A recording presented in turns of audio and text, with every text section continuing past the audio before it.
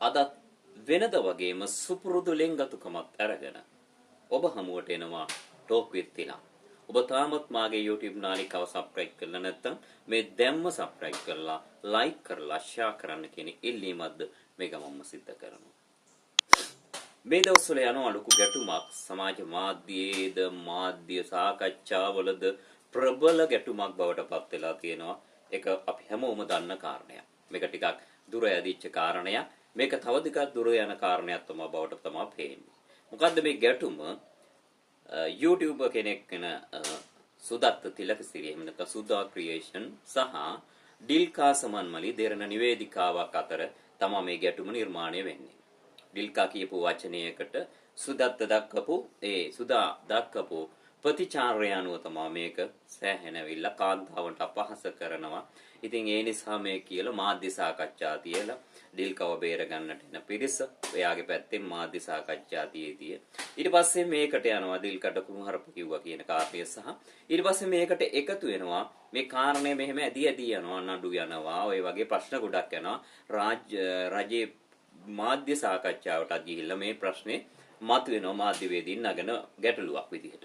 ඉතින් මේ ප්‍රශ්නේදී මේකෙන් ගොඩ ගිය කවුද? මේකෙන් ගොඩ ගිය එකම කෙනා තමයි සුදා සහ ඊට සම්බන්ධව මේ channel ටික කරගෙන යන පිරිස.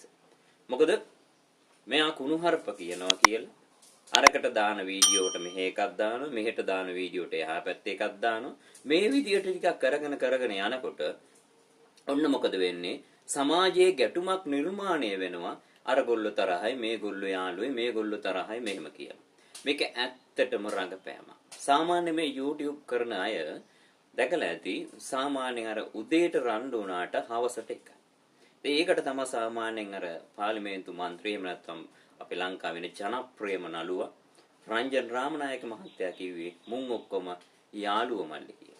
ඉතින් ඒ වගේ තමයි මේකත් වෙලා තියෙන්නේ. ඔය අපිට පේන්නට ඉඳගෙන බැන්නට අපිට පේන්නට නරක වචන කියලා කුණුහරුප කියලා අරක කියලා මේක කියලා මිනිස්සු අවුස්සවුවට මේ මිනිස්සු මූණට මූණ හම්බ වෙච්චාම හරි සාන්ත දාන්ත ඊතා සුහදව කටයුතු කරන පිරිසක්.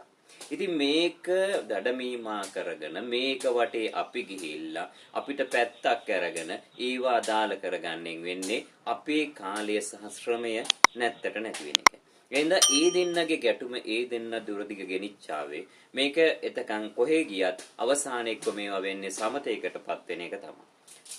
අරයට විරුද්ධව මෙයා කතා කරනකොට එයාගේ කාන්තා සංවිධානය ටික ඇවිල්ලා එතනක් කියන්නේ අහගෙන ඉන්න පුළුවන් වචන ටිකක් නෙමෙයි. ඒතකොට මෙයා සුදා කියන්නේත් සාමාන්‍ය සෙනගතල යහන්න පුළුවන් වචන ටිකකුත් නෙමෙයි. ඉතින් ඒ නිසා මෙව්වට අහුවෙන්නේ නැතුව තමන්ගේ කාර්යය කරන්න මේ සාමාන්‍ය YouTube කරන අය මේ විදියට සති දෙක තුනකට සැරයක් මේ විදියට තමන් විරෝධය පාමින් එකිනෙකාට YouTubersලාට බැනගන්න එක සාමාන්‍ය සිද්ධියක් බවට පත් වෙලා තියෙන්නේ. ඒගොල්ලොන් ඒකෙන් ජනප්‍රියතාවයක් හදා ගන්නට තමයි මේක උත්සාහ කරන එක තමයි කියලා පේන්න තියෙන්නේ. ඒ නිසා අපිට ඔය අනුන්ගේව වැඩක් නැහැ කියන එක හිතාගෙන අර මේ ඔක්කොම යාළුවෝ මල්ලි කියන කාරණේ හොඳට මතක තියාගන්න.